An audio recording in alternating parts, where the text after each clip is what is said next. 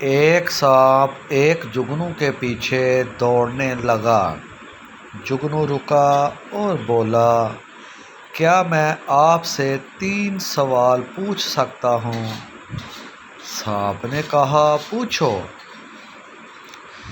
جگنو نے پوچھا، کیا میں آپ کی خوراک کا حصہ ہوں؟ سانپ نے کہا، نہیں۔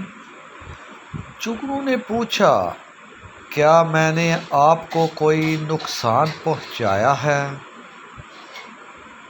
جگنو نے پوچھا، کیا میں نے آپ کو کوئی نقصان پہنچایا ہے؟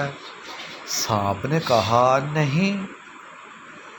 جگنو نے پوچھا، پھر آپ مجھے کیوں ختم کرنا چاہتے ہیں؟ سانپ نے جواب دیا، کیونکہ میں تمہیں چمکتے ہوئے نہیں دیکھ سکتا۔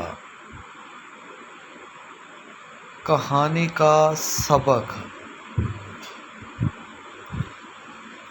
کچھ لوگ آپ کو نیچا دکھانے کے لیے کسی وجہ کے محتاج نہیں ہوتے،